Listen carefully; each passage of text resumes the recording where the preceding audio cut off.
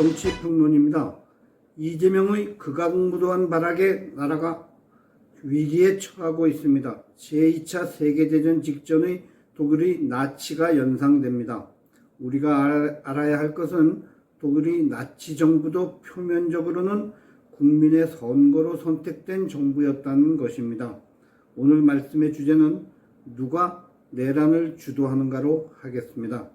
시청하시는 도중 구독, 좋아요 부탁드립니다. 탄핵 전부터 대통령 놀이에 맞들인 이재명이 대통령 탄핵을 계기로 본인이 실제 대통령이 된 듯 모든 국가 권력을 마음 내키는 대로 행사하고 있습니다. 총리 이하 장관이나 정부 고위층들도 자신의 마음에 들지 않으면 아무 때나 거대 국회 권력을 앞세워 탄핵시키는데 주저하지 않습니다. 심지어는 오늘 안 한다고 하고 다음날 언제 그랬냐는 듯이 탄핵을 지시하기도 합니다. 그야말로 사이코패스죠. 실질적으로 장관 임명권만 없지 사실상 최고 권력자라 할 수 있습니다. 더불어민주당의 국회들은 이재명의 지시에 아무런 반론도 내놓는 자가 없습니다. 그야말로 거수기에 불과합니다. 비싼 나랏돈 받아 챙기며 9명씩이나 되는 세계 최대 보좌진을 거느린 자들의 행태가 이 정도 수준밖에는 안 됩니다. 아무도 이 나라의 권력을 이재명에게 주지 않았는데 이재명이 스스로 권력을 행사하는데 아무 지장이 없습니다. 도대체 무슨 시스템이 작동하고 있길래 하루아침에 나라 꼴이 이렇게 나락으로 떨어질 수가 있는 걸까요? 경찰을 봅시다. 우선 경찰만 하더라도 경찰청장, 서울청장이 계엄가담 내란죄로 전격 구속되더니 이재명의 지시대로 움직이고 있습니다. 무조건 인신구속부터 하는 것이 가능했던 것은 좌파 시민단체의 고발에 이은 전격적인 법원의 영장 발부 때문입니다. 사전에 준비된 느낌이 강하게 듭니다. 대통령이 직에 있을 때보다 훨씬 일사불란하게 움직이고 대응태세나 수사 속도도 엄청 빠릅니다. 경찰이 이렇게 유능한 조직인 줄 계엄 이전에는 미처 몰랐습니다. 이재명 수사 한 가지만 가지고도 하염없이 질질 끌던 무능한 조직이 아닌 것입니다. 이재명 관련 수사는 태업을 했던 것입니다. 현직 대통령을 체포하는 일에 가장 적극적으로 움직인 것도 경찰 조직입니다. 인원도 능력도 부족한 공수처가 의혹만 앞세우는 데 반해 경찰은 병력을 움직일 수 있는 조직인 것입니다. 비록 공수처의 뻘짓으로 체포에 이르지는 못했지만 저들에게 권력을 쥐어주면 무슨 일이 일어날지 모르는 것입니다. 더불어민주당의 경찰 출신 당협위원장이 SNS에 올려놓은 대통령 체포 2단계 작전은 군사작전을 방불케 할 정도로 섬뜩합니다. 경호처를 적으로 강구하고 수단과 방법을 가리지 않고 수천 명의 병력을 동원해 경호 인력을 제압한다는 것입니다. 심지어는 대통령 관저에 헬기까지 띄워 위협한다는 계획까지 노출되었습니다. 경찰 고위직 출신 이상식 의원도 스스로 당과 경찰이 메신저 역할을 하고 있다 자백하면서 경찰력 동원을 압박하고 있습니다. 자칫 국가가 내란 상태까지 이를 수도 있는데 이들은 아랑곳하지 않습니다. 이념보다는 이익을 더 챙기는 자들이라 그런지 인명피해가 일어나는 것에 대해서도 개의치 않습니다. 무한의 비행기 참사를 일으키고도 애도 기간 중에 대통령 체포를 감행하려던 자들입니다. 누가 이들에게 이런 잔혹한 명령을 내리고 있는 것일까요? 일부에서는 경찰 내 직장협의회, 노조와 같은 조직, 이 민노총과 내통하여 움직인다고 하지만 하부 조직이 임의로 그렇게 움직일 수는 없는 것입니다. 공무원 조직은 반드시 상급자의 명령이 있어야 움직이게끔 되어 있는 것입니다. 즉 더불어민주당에서 지령이 내려와 경찰 내 현 수준의 상급자가 모든 지시를 내리고 의욕이 충만한 하급자들이 과잉 충성까지 하고 있다고 보는 것이 사실에 가까울 것입니다. 이들을 대한민국 경찰이라 볼 수 있을까요? 하극상을 저지르는 조직은 이미 공조직으로서의 기능을 상실한 것입니다. 대통령의 복귀 후 대대적 수술과 처벌이 필연적으로 수반되어야 할 것입니다. 다음, 헌법재판소가 각광을 받고 있으나 이 조직의 편향성에 대해서도 역시 지적을 아니할 수가 없습니다. 윤 대통령이 고육지책으로 임명한 이종석 소장이 정년으로 퇴임하자 문재인이 임명한 문형배 헌법재판소장 권한대행이 소장직을 대행하고 있습니다. 금년 4월 임기 만료로 퇴임이 예정된 이자는 경남 하동 출신입니다.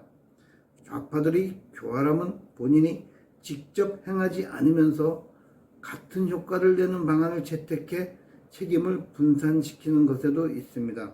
문재인이 같이 임명한 이미선 재판관은 탄핵 재판 일정을 촘촘히 일방적으로 짜서 자신들 퇴임 이전에 이재명 유죄 판결 이전에 탄핵 판결을 내리려는 시도를 하고 있는 것입니다.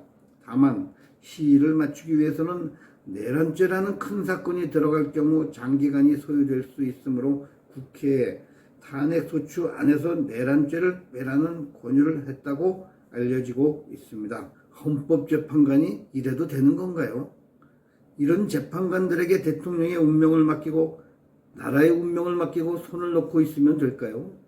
이미선은 이 문제가 언론에 보도되며 온 국민들이 분노로 들끓으니 자신은 그런 말 한 적 없다고 오리발을 내밉니다.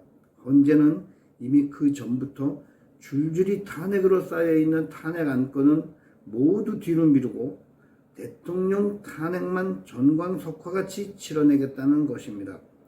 재판관이라 부를 수도 없는 사악한 자들입니다. 박근혜 대통령의 탄핵 시에도 뇌물죄 입증이 어려우니 빼고 헌법 수호 의지가 없다는 지극히 추상적 판단으로 탄핵 인용을 했던 곳이 바로 헌법재판소입니다. 이런 헌법재판소가 존재의 필요가 있을까요? 최고의 법리를 추구해야 할 집단이 최고의 정치 판결을 내리고만 있으니 말입니다. 헌재는 가장 중요한 내란죄라는 탄핵 사유가 빠진 탄핵을 무리하게 처리해서는 절대 안 되는 것입니다. 당연히 국회에 돌려보내 새로운 소장을 만들어 제출하라고 주문해야 하는 것이 원칙일 것입니다. 대부분 법원에서 재판들은 다 그렇게 이루어지고 있습니다. 그런데 최상위 헌법을 다루는 헌재가 법 절차를 임의로 무시한다면 그 판결을 받아들일 국민은 아마도 이재명과 그 일당들밖에는 없을 것입니다. 다음으로 또 언급할 것은 천방지축 조직인 공수처입니다. 이름이 주는 어감도 왠지 비어있다는 비일공짜가 들어간 것 같은 느낌이 들 정도로 하는 일이 허무개구 수준입니다. 수사도 하기 전에 체포부터 하겠다는 것은 수사의 기초도 안 되어 있는 것입니다. 그간의 실적을 보아도 그들이 능력과 수준을 알 수 있습니다. 이번 기회에도 잘못하면 영원히 조직이 없어질 것이라는 두려움 때문일까요? 그리 최선을 다해 더불어민주당이 시키는 대로 대통령 체포에 최선을 다했건만 역시 역부족이었습니다. 아니나 다를까요? 이재명은 공수처장 탄핵을 거론하며 협박을 또 하고 있습니다. 이제는 아무나 탄핵으로 그냥 마구 자르는 것을 이제는 새로운 취미생활로 받아들였나 봅니다. 헌재가 판결을 내기 전에 한동안 탄핵으로 업무 정지되는 것이 이재명으로는 이보다 더 좋은 법은 없는 것입니다. 손 안 대고 코 푸는 격이지요. 사법부의 좌경화도 심각합니다. 특히 법원이 사조직인 우리법연구회와 국제인권법연구회는 판사들이 보직과 진급을 위한 수단으로 김명수 때부터 널리 활용되어 왔습니다. 그 조직에서 뽑으면 그들이 법 지식이나 판결의 신뢰도나 정확도와 상관없이 진영 논리에 충실한 판결을 내리는 자들이니 인선에 망설일 필요가 없었던 것입니다. 그 독버섯이 지금도 음지에서 기생하고 있습니다. 이런 사조직을 존치시키는 한 국민은 사법부의 판결에 신뢰를 보내지 않을 것이고 결국 그 사법부도 매서운 국민들이 개혁의 칼을 맞을 것임을 각오해야 합니다. 나라가 이런 꼴이 된 아주 중요한 중심 지역에는 선관위가 있습니다. 대통령이 계엄을 선포하고 선관위에 대규모 계엄 병력을 파견한 이유가 만연한 선관위의 비리를 국민들에게 널리 알리고 선관위를 개혁하기 위함이었음이 대통령의 담화에서도 이미 밝혀진 바가 있습니다. 부정선거로 국회의원 자리를 차지한 자들이 할 수 있는 일은 자신의 공천권자에 대한 맹목적인 충성뿐인 것입니다. 그들의 머리에 국민은 처음부터 존재하지 않았습니다. 선관위를 개혁하지 않으면 어떤 정보가 들어와도 저들에게 농락당할 수밖에 없고 수천 명이나 되는 공조직 거대 공룡으로 자라난 저들의 이기적인 횡포를 막아낼 길도 없을 것입니다. 선관위는 상설 조직에서 비상설 조직으로 바뀌어야 하고 선관위원장의 법관 겸임도 전면 폐지해서 자신들의 범죄를 자신들이 재판하는 불공정한 일이 일어나지 못하게 막아야 합니다.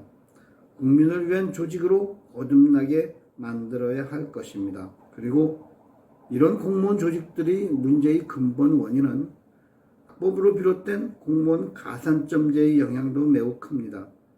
젊은이들이 공정한 직장 선택의 기회를 가로막는 현대판 음서제도는 반드시 폐지해야 할 것입니다.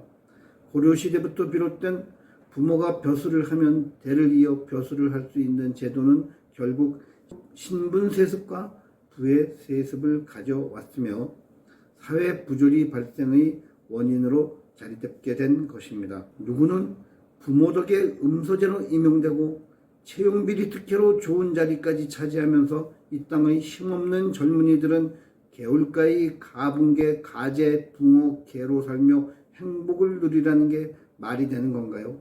조국의 뻔뻔스러움의 망령이 되살아나고 있습니다. 계엄과 탄핵, 대통령 체포 시도 등 종북 주사파들이 조급하고 무리한 만행이 계속되면서 오히려 대통령 지지율은 올라가고 있습니다. 더불어민주당은 이번에는 그런 조사를 한 여론조사 기관을 고발했습니다. 자유파는 김어준이 황당한 여론조작도 고발을 안 했는데 이 자들은 대통령 지지율이 올랐다고 바로 고발합니다. 다급하긴 다급하나 봅니다. 그것을 보도한 언론에 대한 압력 또한 장난이 아닙니다. 이런 게 내란 아니면 무엇이 내란인가요? 여기서 빠질 수 없는 것이 언론이라 차마 부를 수도 없이 왜곡 조작으로 오염된 좌편향 언론입니다. 그런데 말리는 신우이가 더 밉다고 자유파 보수 국민들이 피와 땀을 받아먹으며 성장해온 조중동이 하는 행태는 그야말로 개탄스럽기 그지 없습니다. 자기들이 대통령을 새로 만들려나 봅니다. 저들이 기회주의 행태는 더 말할 필요조차 없습니다. 이제는 우파 국민들도 참아주는데 염증이 났습니다. 저들 조중동에 대한 절도는 물론 새로운 우파 신문과 미디어를 적극 육성해야 합니다. 저들로 하여금 국민들의 쓴맛을 보게 해야 합니다. 언론은 내란의 부역자 그 이하도 그 이상도 아닐 것입니다. 끝으로 이제는 하다하다 경호처 개조론까지 나오고 있습니다. 너무 경호를 잘해서 앞으로는 대통령 경호실장을 자기들이 임명하겠다는 겁니다. 꼭두각시 대통령을 염두에 두고 있는 걸까요? 심지어는 대통령 경호를 경찰로 이관해서 대통령이 마음에 안 들면 경찰시켜 바로 잡아가겠다네요.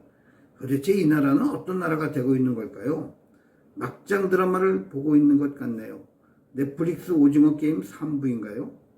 이런 기회를 틈타서 불난집에 부채질하는 자들이 또 있습니다. 개헌론을 들먹이고 있는 것이죠. 대통령 임기 단축을 통해 이번 기회에 내각제 개헌을 달성해서 한 자리씩 차지하려는 무리들이지요. 적어도 개헌은 젊은 세대가 주도해야 당위성이 있습니다. 미래를 이끌어갈 세대만이 자신들이 미래를 만들 개헌을 논할 자격이 있다는 것입니다. 앞서 말씀드린 세력들과 부하 뇌동하는 자들, 바로 이런 세력들이 나라를 어지럽히고 사리 사욕만을 탐하는 내란범이고 내란 방조범이고 내란 부역자인 것입니다. 국민들이 심판을 해야 합니다. 폴리토크 김승재 주필이었습니다. 감사합니다.